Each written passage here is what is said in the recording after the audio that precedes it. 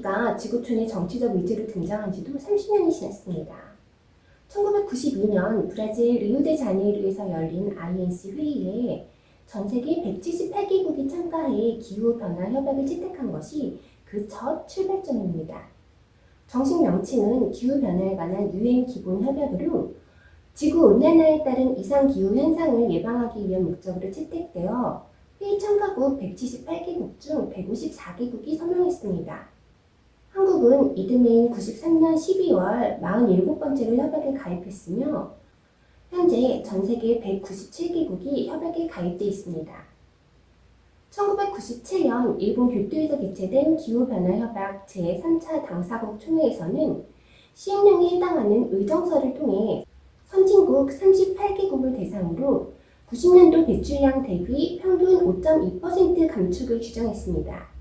2015년 프랑스 파리에서 열린 21차 총회에서는 지구 평균 온도 상승 폭을 산업화 이전 대비 2도씨 이하로 유지하고 더 나아가 온도 상승 폭을 1.5도씨 이하로 제한하기 위해 함께 노력한다는 내용을 골자로 한 파리 협정이 체결되었습니다. 기후협정으로는 최초로 포괄적인 구속력이 적용되는 국제법으로서의 발효가 확정된 것입니다. 그러나 결론부터 말하자면 이처럼 30여 년에 걸쳐 진행되어 온 기후위기 타개를 위한 각국의 노력들은 내내 실패의 연속이었습니다. 회원국들은 과거보다 높은 수준의 온실가스 감축 목표를 내놓고 있지만 인류가 연간 배출하는 온실가스량은 거의 줄지 않았습니다.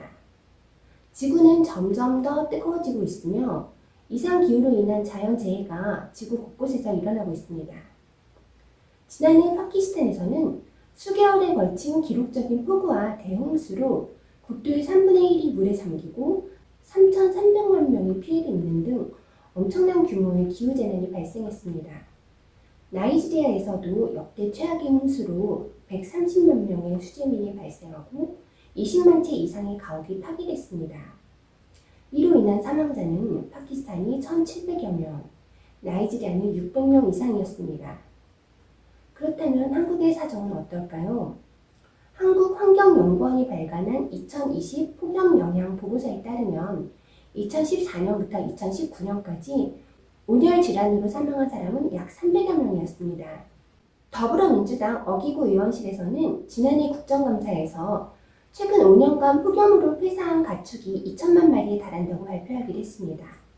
바야흐로 기후위기로 인해 인간과 가축이 죽어가는 시대가 된 것입니다. 이 같은 기후위기 앞에서 인간은 무엇을 해야 하며 또 예술은 무엇을 할 수 있을까요? 여자들의 극장 허쉬저터에서는 기후위기와 환경 문제를 다룬 세 편의 공연을 묶어 소개해드리려고 하는데요. 올해 6월 LG 아트센터에서 공연된 발레 플레조카즈의 백주의 호수, 그리고 지난해 11월 나란히 올려진 아크람칸 컴퍼니의 정글북과 오후에 예술공방이 공연한 오늘의 날씨를 차례로 소개해드리고자 합니다. 먼저 발레 플레조카즈의 백주의 호수입니다.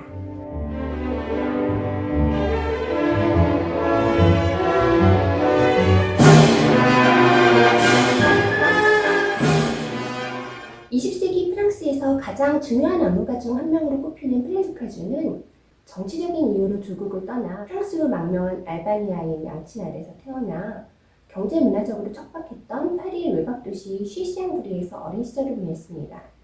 또래 남자아이들처럼 유도를 배우던 플레조카주는 같은 학교 여학생이 빌려준 책에 실려있던 루돌프 느레이프의 사진을 보고 발레에 매료됩니다. 플레조카주는 발레를 배우는 남자아이가 아무도 없던 마을에서 양친의 반대를 무릅쓰고 발레를 배우기 시작하는데요. 빌리 엘리어트의 현실판이라 할 수 있겠습니다. 안무를 시작한 지 근 40여 년, 지금까지 60편 가까운 작품을 만들어온 플레조카즈 안무장 목록에 백주의 호수가 이처럼 뒤늦게 설립된 것이 혹자에게는 조금 의아하게 여겨질 수도 있을 것 같습니다. 발레에 뿌리를 둔 안무가들 다수가 후디파의 클래식 발레를 재해석하거나 유명한 고전을 발레로 옮기는 작업에 깊이 천착하는 것과 비교한다면 더욱 그렇습니다. 그러나 플레조카주는 다작에 비해 고전의 각색에는 관심이 덜한 편인데요. 그의 안무작 가운데 원작이 존재하는 것은 1990년작 로미오와 줄리엣, 2008년작 백설공주, 그리고 이번 내화무대에서 선보인 백조의 우수 정도입니다. 그중 가장 최신작인 백조의 우수를 보면 프레드카주가 그동안 고전의 각색에 미움적이었던 이유를 조금 짐작할 수 있습니다. 개막 전 LG아트센터 홈페이지와 티켓 사이트를 비롯해 각종 언론사의 공연 퓨리로 기사에서는 백조의 우수가 현대로 배경을 옮겨 환경 문제를 다뤘다고 소개하고 있습니다. 로트바르트는 부동산 사업가로, 오데트는 환경운동가로, 지그프리드는 석유 시추 장비 개발 회사의 후계자로 변신했다는 게 요점입니다. 인물 소개만 보면 현대사회의 첨단에서 자본 권력과 환경 문제를 이야기하는 작품으로 이해되는데요. 공연장에 비치된 프로그램북을 보면 오데트는 환경운동가에서 한 걸음 후퇴해 환경 문제에 관심이 많은 젊은 여성이라고 소개되어 있습니다. 혹시 프레주카주 측과 LG아트센터 간의 커뮤니케이션이 매끄럽지 않았던 것일까요? 캐릭터 설정에 대한 이 같은 커뮤니케이션 미스는 무대에서 곧 드러나는데요. 캐릭터에 대한 재해석은 이 작품의 가장 큰 약점이 되고 있습니다. 공연은 오데트가 호숫가에서 정체 모를 남성들의 습격을 당하는 것으로 시작합니다.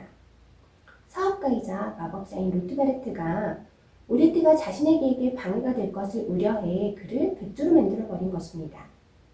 현대의 안무가에 의해 개정된 버전의 백조의 우수에서는 이처럼 앞으로의 전개를 일부 짐작해 하는 프롤로그를 삽입하는 경우가 많은데요. 프레주카주의 프롤로그는 여러 버전의 프롤로그 가운데 호숫가를 거닐던 오데트 공주가 마법사 로트바르트에게 납치되어 백조로 변하는 누레이프 버전의 프롤로그를 떠올리게 합니다. 배경을 현대로 옮겼을 뿐 프레주카주는 로트바르트가 마법사라는 설정을 포함해 원작의 뼈대를 거의 대부분 남겨두고 이야기를 전개하고 있습니다. 지그프리드는 호숫가에서 오데트를 만나 첫눈에 반하지만 로트바르트의 딸 오디를 오데트로 착각해 오디가 결혼을 발표함으로써 파국을 자초합니다.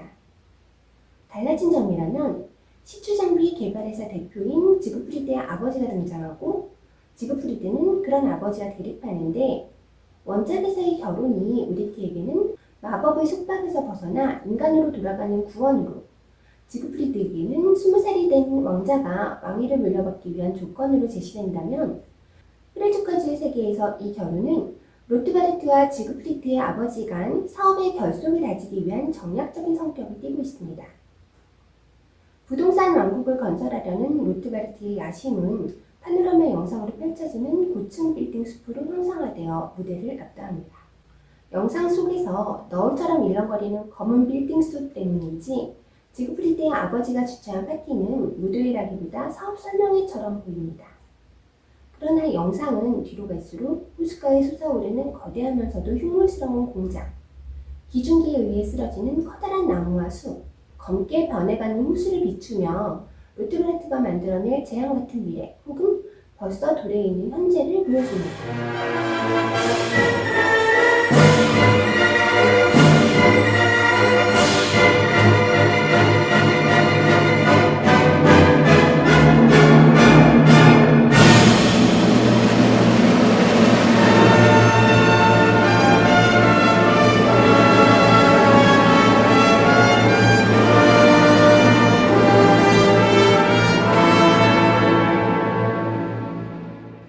안무가를 움직임을 만드는 자로 이해한다면 프레주카주의 창작력은 예순이 넘은 나이에도 아직 날카롭게 살아있다고 할 수 있습니다.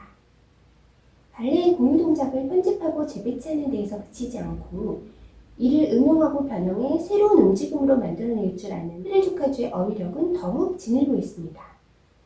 그러나 누벨 당시의 가장 중요한 일원 중 한 사람으로 작가 프레주카주에게 초점을 맞춘다면 새로운 세계를 창조하는 능력, 더욱이 고전을 현대의 감각으로 재해석하는 각색자로서의 능력은 한층 퇴행했습니다.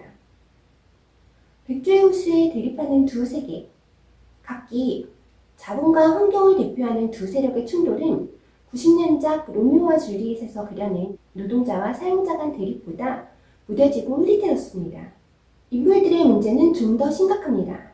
고전이 오늘날에도 생명력을 갖고 후대 창작자들이 끊임없이 재해석에 도전하는 것은 고전 안에서 생생하게 살아 움직이는 인물들 덕분이며 고전의 각색에서 스토리의 현대화만큼 중요한 것이 인물의 현대화인데 백조의 호수는 프레주카주의 취약한 캐릭터성을 여지없이 드러내고 있습니다. 그나마 백설공주가 백설공주의 계모를 통해 욕망하는 여성의 입체성을 그려내는데 어느 정도 성공하고 있을 뿐 프레주카주의 인물들은 대부분 구조에 갇혀 납작해진 서사의 도구에 지나지 않습니다. 특히 여성의 경우 남성 폭력 희생자가 되기 십상인데 폭력을 시적 움직임으로 표현한다는 평단의 찬사에 걸맞게 백조요수는 시종일관 오데트가 당하는 폭력을 창의적인 움직임과 세밀한 연출로 지나치게 공들여 묘사하고 있습니다. 프롤로그에서 오데트는 괴한들에게 옷을 찢기고 그 찢긴 옷으로 몸을 결박당해 인신의 자유를 잃습니다.